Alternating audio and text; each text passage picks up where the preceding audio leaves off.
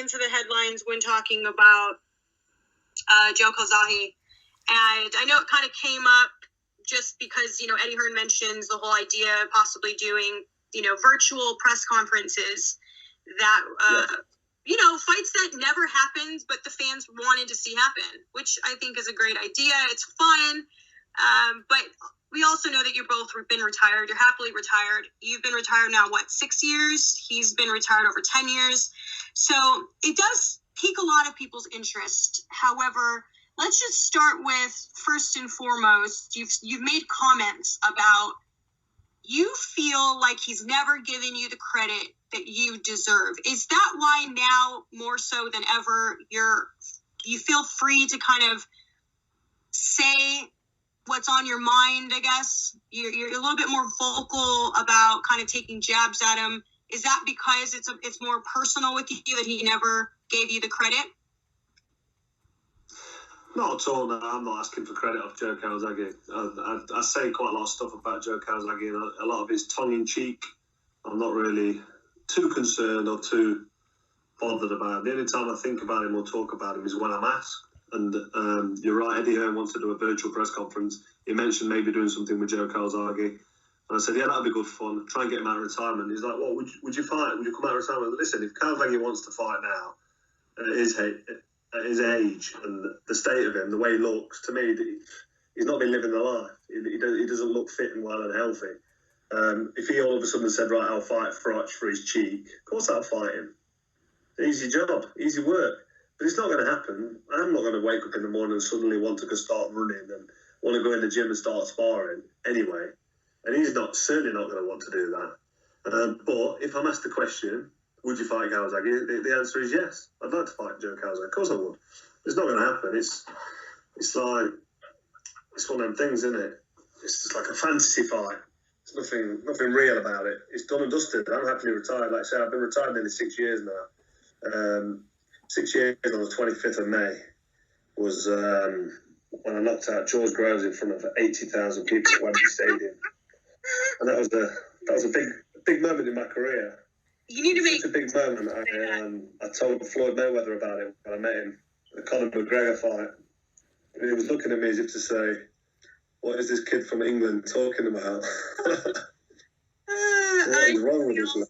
So anyway, the Calzaghe thing's done and dusted. Doesn't matter. He vacated his belt. I picked the belt up off Pascal, the vacant title. I had an amazing career.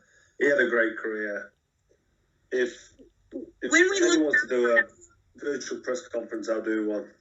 When we look back on that time of, when the fight was possible, why do you feel that he didn't fight you?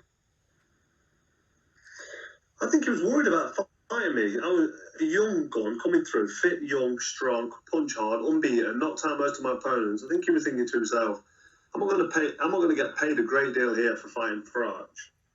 But it's a risky fight. So they played to him, went over to America. He fought Roy Jones Jr., who was old and finished.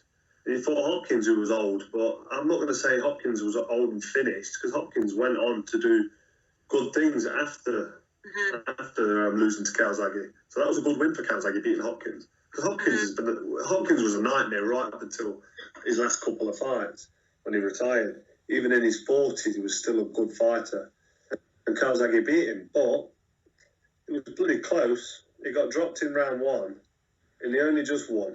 And not many people had him winning on the scorecards in America, I know. So, he went over to America. He beat Roy Jones. He beat Hopkins. And that was the end of him. I think he should have fought me, but I can see why he didn't.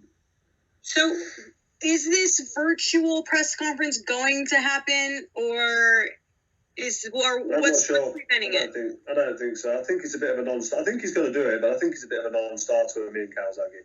I'm never really that complimentary about Joe Calzaghe when I talk about him, and it's not for any reason, because I've got no beef with him at all. He's good. He's really good friends with a good friend of mine, Darren Barker. Mm-hmm. And Darren Barker assures me that Calzaghe is a real good bloke, so I take his word for it. And I think Joe Calzaghe probably is a good bloke. And I reckon if I met up with him and we went for a round of golf, we'd probably have a good chat, we'd have a good laugh, and we'll be sound with each other. But it's never happened. We've not seen each other, not met each other properly. We've never had a chat. So all I know is Calzaghe talks about how he would have beat me easily, I think, no, I'd knock you out. And then every time our names are mentioned in the same sentence, it's always me giving him a bit of stick and him giving me a little bit of stick back. But there's no genuine animosity. I've got nothing against Joe Calzaghe, if I'm totally honest. There's no hard feelings at all. I can sit here and quite confidently say that Joe Calzaghe was a great fighter. He's retired undefeated, 46 fights undefeated, and he was a top fighter. I can't really give him any stick. He's really tough, strong, super fit. He's got fast hands. He was a hell of a fighter to beat. To try and beat Calzaghe, it's hard work. You've probably got to knock him out or knock him over a few times. I think I could have done it, but of course I'm going to back myself. He thinks he's going to win. I think I'm going to win. But the fight never happened. And the reason it didn't happen is because he didn't fancy the Cobra hitting him on the chin. Generally didn't happen. I think you should extend an invite. I think you guys should formally meet, and I think you guys should take a photo of you guys out on the range, hitting a few balls, and put it on social media. Yeah, potentially. He lives in Wales, though, and I live in England. And well, not right now, obviously. I don't have any time in my life for a new friend right now. No big deal. Hey fight fans, it's Michelle Joy Phelps. If you haven't already subscribed to my YouTube channel, make sure you go ahead and do so by clicking the icon right here and also hit the bell button so that you can get alerts every time we upload a new video.